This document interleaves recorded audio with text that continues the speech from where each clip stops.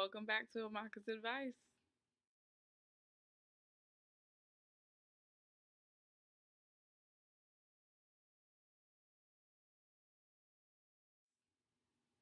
So, today I want to talk about words because words are so powerful.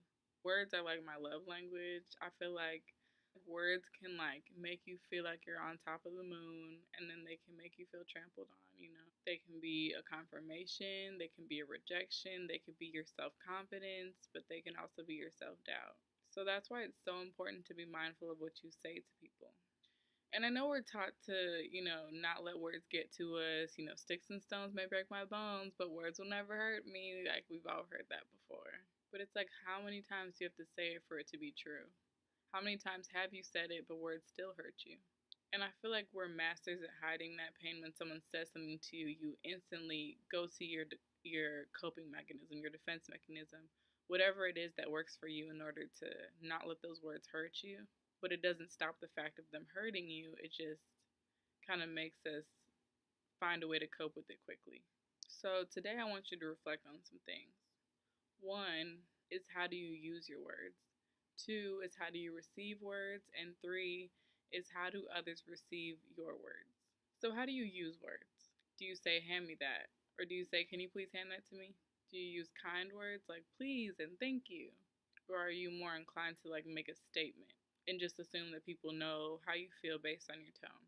Next time you reach out to somebody or need something from somebody, it's important to think about those things and how you communicate. Are you more inclined to send that quick text like, hey, I need this? Or are you going to actually check in like, hey, how are you? Just hitting you up because I need XYZ. We're not always mindful of what we say because it's usually just like, well, that's just how I am. People know me, people know how I am, but how often do you put yourself in that person's shoes? And additionally, how often do you think about being on the other side of your words and your actions? How do you receive words? Sweet nothings. Those are so great. It's like that feeling that kind of makes you just like, I don't even know. It just brings so much joy to you, right? It's like, even how I'm smiling, I don't even mean to, but that's what a sweet nothing kind of results in.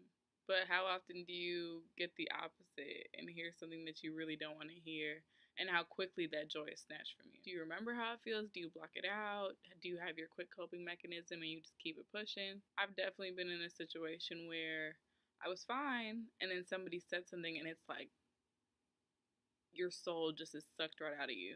Your joy is sucked right out, and your face literally is, it's like stuck because you can't frown. I can let them know that they got to me, but you don't want to smile because that's just inauthentic. So you're in that weird medium of dealing with it in 2 seconds so that you can respond without analyzing the fact that you just really got hit with something hard. I'm the type of person who's very direct. I know I use a lot of filler words, but fluff words are not really my thing. And it can come off as very direct. I have a very direct way of talking, and sometimes I'll smile or try to think twice about my words because I know that I can come off very directly. And some people might perceive it as mad. I've definitely had people tell me, when you get mad, it's like all hell breaks loose. I don't want to hear it. The words that you use just cut too deep. And as somebody who's very direct, it's almost like I have to think twice about how I communicate my frustration because it comes out in every single word. And that doesn't necessarily mean cursing or yelling or screaming. I could be talking just like this. But it's the way that I use my words and the tone that I use and the inflection that a word is like a whole bundle and it can really hurt somebody.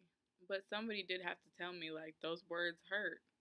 And had they not said it to the extent that they did, I wouldn't have understood, because this is how I talk, this is how I am. But sometimes it's okay to change yourself if you feel like the way that you act hurts people. Even if it's not your intention, it's better to better yourself than to just stay in your ways and let people be hurt by your words. We often think about, how we use our language and our love language and things like that, but they also work in the opposite way. And for me, using words is how I communicate things. So if I can communicate well with my words, then I can also communicate that anger and frustration very well. And sometimes that's a lot for someone to handle. And I've definitely seen and done this before, but sometimes when we are hurt, especially like I've said, I've gone through, some tougher times more recently. So when I communicate things, it might be 10 times worse going through a tough time than it is when I'm not going through a tough time, because I'm subconsciously reflecting my frustration and my pain onto my words without thinking twice and taking a step back before communicating. And when someone hurts you and you want to respond, sometimes your response is to match the level of hurt that you feel, but that might really annihilate somebody. Whereas your intention was just to match it and you over executed. And now that person is feeling so much more pain than you intended to inflict, when you shouldn't really have intended to inflict any pain at all. You should have just analyzed what they said and communicated in a way that they understand rather than how you feel. How do others receive your words? Think about it really though. Can you even answer it? Not unless you've asked them. At one point, I had asked several people I was close to, like, was I being too harsh when I said this? Or, should I say something this way? Or, give me some feedback. And some people kind of think it's weird, like, girl, no big deal.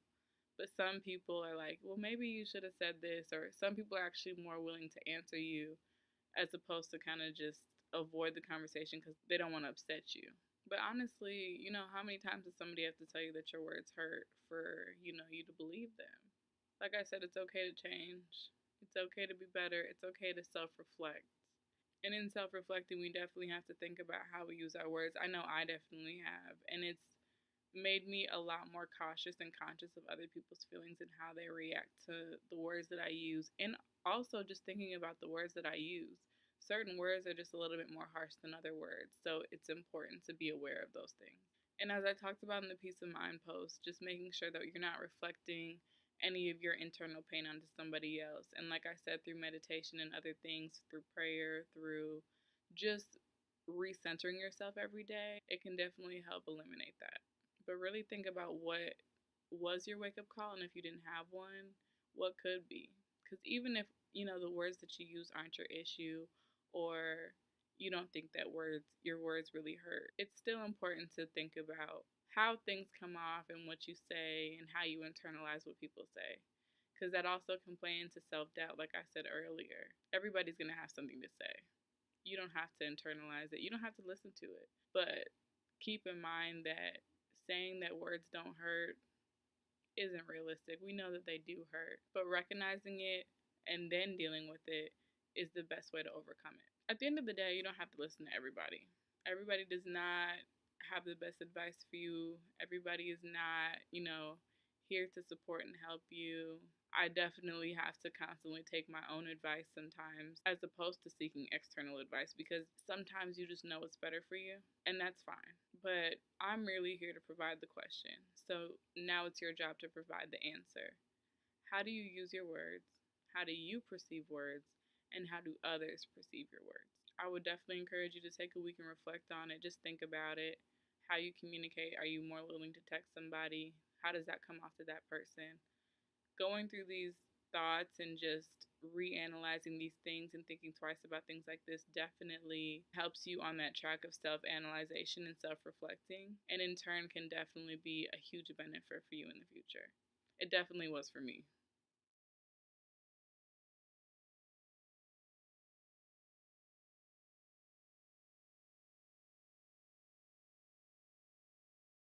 And make sure you check out my new website, amakasadvice.com. Thank you for watching, like and subscribe, and I'll see you next time.